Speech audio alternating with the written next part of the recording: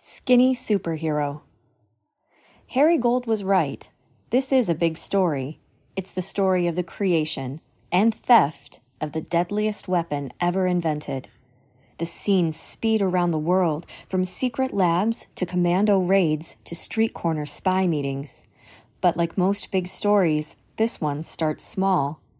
Let's pick up the action 16 years before the FBI agents cornered Harry Gold in Philadelphia.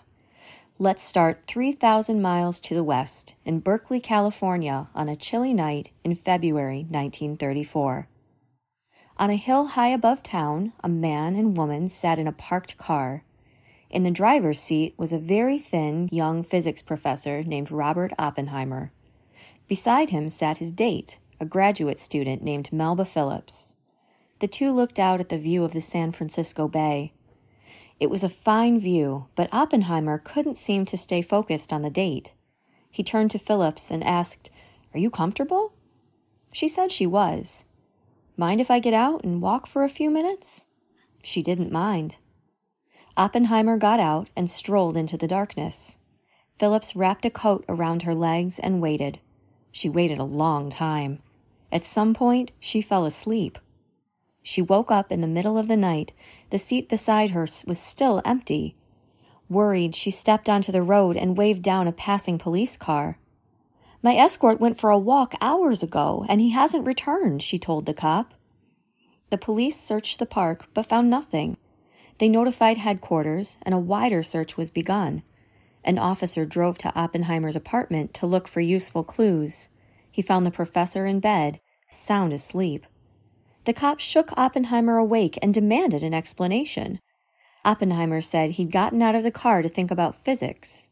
"I just walked and walked," he said, "and I was home and I went to bed. I'm so sorry."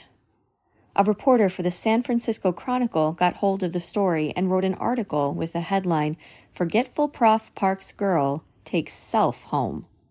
No one who knew Robert Oppenheimer was the least bit surprised. He'd always been different. A girl who knew Robert as a child in New York City described him as very frail, very pink-cheeked, very shy, and very brilliant. Oppenheimer was a tougher critic. "A repulsively good little boy," he said of himself. "My life as a child did not prepare me for the fact that the world is full of cruel and bitter things." He was constantly getting sick, so his nervous parents tried to protect him by keeping him inside. While other boys played in the street, Robert sat alone in his room studying languages, devouring books of literature and science, and filling notebooks with poetry. Around kids his age, he was awkward and quiet, never knowing what to say unless he could bring the conversation around to books. Then he would let loose annoying bursts of learning. "Ask me a question in Latin," he'd say, "and I'll answer you in Greek." Hoping to toughen up their stick-skinny 14-year-old, Robert's parents sent him to a sports summer camp, but he was an awful athlete and simply refused to participate. Then the other campers found out he wrote home every day and that he liked poetry and looking for minerals. That's when they started calling him Cutie. Robert never fought back. He never even responded. That made his tormentors even angrier. One night, after dinner, Robert went for a walk. A group of boys waited for him in the woods. They grabbed him, dragged him to the ice house, and tossed him on the rough wood floor. They ripped off his shirt and pants, dipped a brush in green paint, and slapped the dripping bristles against his bony body. Robert never said a word about the attack to camp counselors. "I don't know how Robert stuck out those remaining weeks," his only friend at camp later said. "Not many boys would have, or could have, but Robert did. It must have been hell for him." Science saved him. Robert dove deep into chemistry and physics in high school and graduated from Harvard University in 1925, then earned advanced degrees at top universities in Britain and Germany.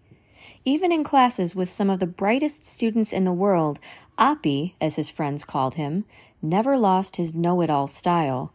He interrupted physics lectures with his own theories, sometimes charging to the chalkboard, grabbing the chalk, and declaring, "This can be done much better in the following manner." Classmates got so annoyed they actually signed a petition asking him to allow others to speak in class. After that, Oppenheimer calmed down, a little bit. The trouble, a friend said, is that Oppie is so quick on the trigger intellectually that he puts the other guy at a disadvantage. He'd lucked into a thrilling time in theoretical physics. Physicists were just beginning to figure out what atoms look like and how the tiny particles inside them move and affect each other. Theoretical physicists were the explorers of their day, using imagination and mind-bending math to dig deeper and deeper into the surprising inner workings of atoms. Oppenheimer knew he'd found his calling. When he returned to the States, schools all over the country tried to hire him. He picked the University of California in Berkeley, where he quickly built the country's best theoretical physics program. Students who came in to study with Oppenheimer quickly realized they were in for a wild ride. When you took a question to him, one student remembered, he would spend hours, until midnight perhaps, exploring every angle with you. He generally would answer patiently, another student agreed, unless the question was manifestly stupid, in which event his response was likely to be quite caustic. While sitting in on other professors' lectures, Oppenheimer was known to squirm impatiently.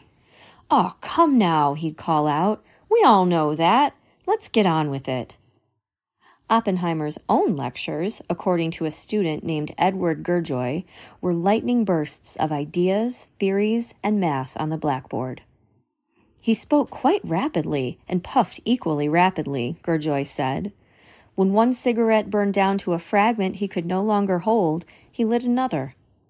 Oppenheimer paced as he lectured, his wiry black hair sticking straight up, his large blue eyes flashing as he furiously wrote, erased, wrote more, talked, puffed, and bobbed in and out of a cloud of white smoke. During one lecture, he told students to think about a formula he'd written. There were dozens scrawled all over the board, and a student cut in to ask which formula he was talking about.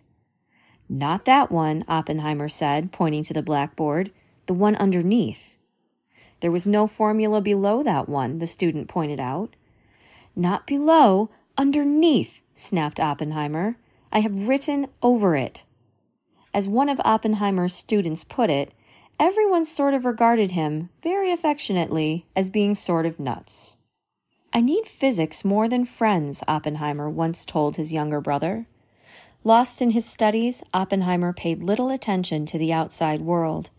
He didn't hear about the stock market crash that triggered the Great Depression until 6 months after it happened. He first voted in a presidential election in 1936 at the age of 32. "Beginning in late 1936, my interests began to change," he later said. There were a few reasons. For one thing, the country's ongoing economic troubles began to hit home. "I saw what the Depression was doing to my students. Often they could get no jobs," he said, "and through them I began to understand how deeply political and economic events could affect men's lives. I began to feel the need to participate more fully in the life of the community." Oppenheimer started going to political meetings and discussion groups. He began giving money to support causes like labor unions and striking farm workers. But it wasn't only events in the United States that caught Oppenheimer's attention. He was also alarmed by the violent rise of Adolf Hitler and his Nazi Party in Germany. Hitler took over as Chancellor of Germany in 1933 and started arresting political opponents and tossing them into concentration camps. With complete control of the country in his hands, Hitler began persecuting German Jews, stripping them of their legal rights, kicking them out of universities and government jobs. Oppenheimer, who was Jewish, still had family in Germany, as well as Jewish friends from his school days. When he heard that Hitler was harassing Jewish physicists, Oppenheimer dedicated a portion of his salary to help them escape Nazi Germany.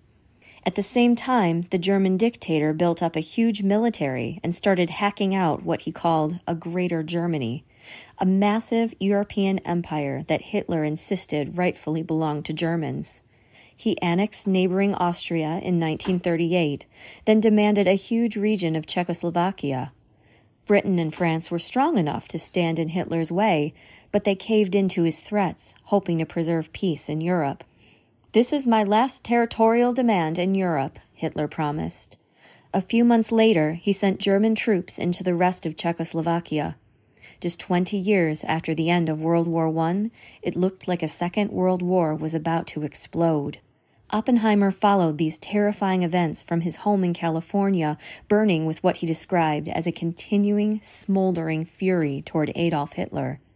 But how was a theoretical physicist supposed to save the world?